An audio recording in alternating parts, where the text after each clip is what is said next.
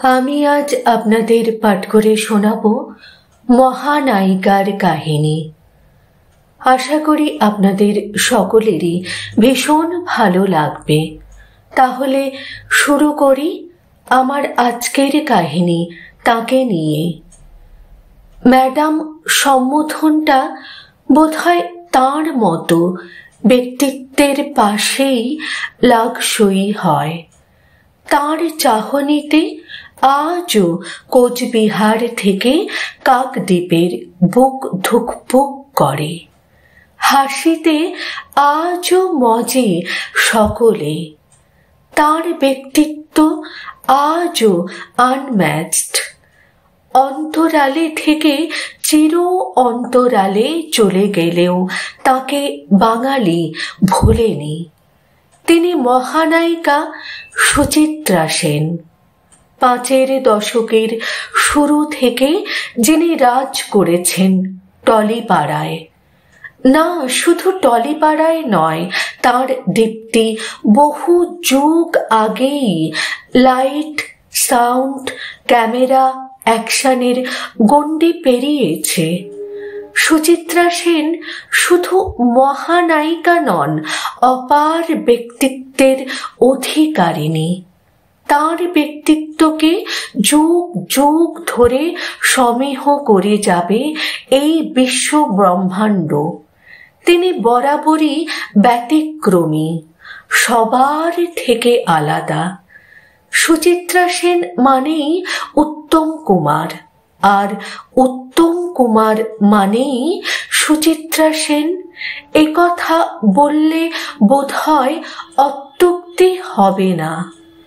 ১৯৭৮ থেকে ২০১৪, প্রায় ৩টে যুগ ঠিক কোন অভিমানে সুচিত্রা নিজেকে আড়াল করে রেখেছিলেন শেষ পর্যন্ত তা হয়তো অজানাই থেকে যাবে ৩ প্রজন্মে ছড়িয়ে থাকা অগণিত ভক্তের কাছে। এ নিয়ে জল্পনা যতই হোক, নিজেকে আড়ালে রেখে মহানায়িকা রূপলী পর্দার শেষ অ্যাপিয়ারেন্সেই দর্শকদের স্মরণে থেকে গেলেন। ৩৬ বছর সম্পূর্ণ লোকচক্ষুর আড়ালে থাকা সাধনার চেয়ে কোনো অংশে কম কিছু নয়। ১৯৩১ খ্রিস্টাব্দের ৬ই এপ্রিল অবিভক্ত বাংলার পাবনায় জন্মগ্রহণ করেন সুচিত্রা। ১৯৫২ খ্রিস্টাব্দে শেষ কোথায় ছবির মাধ্যমে তাঁর চলচ্চিত্র যাত্রা শুরু হয়, কিন্তু শেষ পর্যন্ত এই ছবিটি আর দিনের আলো দেখেনি। তাঁর স্ক্রিনের নাম রাখা হয় সুচিত্রা। স্বামীর পদবী অনুসারে তার পুরো নাম হয় সুচিত্রা সেন। পরের বছর ১৯৫৩ সালে উত্তম কুমারের সঙ্গে মুক্তি পায় ৭.৭৪। তারপর আর তাঁকে পিছনে ফিরে তাকাতে হয়নি।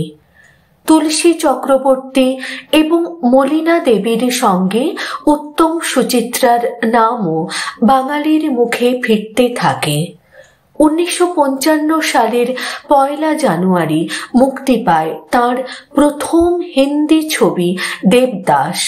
ছবিতে দিলীপ কুমারের বিপরীতে অভিনয় করেন তিনি। এই ছবির জন্য শ্রেষ্ঠ অভিনেত্রীর পুরস্কার লাভ করেন সুচিত্রা সেন।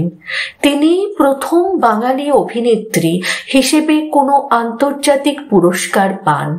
৭ পাকে বাঁধা ছবিতে অনবদ্য অভিনয়ের স্বীকৃতি হিসেবে ১৯৬৩ সালে মস্কো চলচ্চিত্র উৎসব থেকে সেরা অভিনেত্রীর পুরস্কার পান তিনি।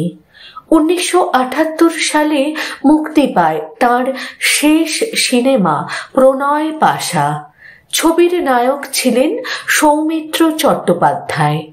এর মধ্যে একাধিক ফিল্মফেয়ার পুরস্কার এবং আন্তর্জাতিক পুরস্কার পেয়েছেন সুচিত্রা সেন। পাওয়া হয়ে গিয়েছে পদ্মশ্রীও। সম্ভবত সব পেয়েছির একটা অনুভূতিও হয়ে থাকবে।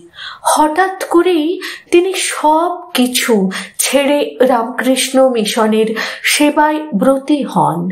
আধ্যাত্মিকতা এবং বৈরাগ্যের সমাগম হয় একই দেহে। এক প্রকার সাধনা করেই তিনি লোকচক্ষুর সম্পূর্ণ অন্তরালে চলে যান।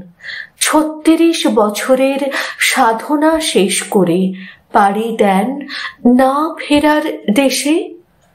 অসংখ্য ধন্যবাদ যিনি এই লেখনী সোশ্যাল মিডিয়ায় পোস্ট করেছেন, তাকে আমার তরফ থেকে এবং আমার পরিবারের সকল সদস্যদের তরফ থেকে অসংখ্য ধন্যবাদ জানাই।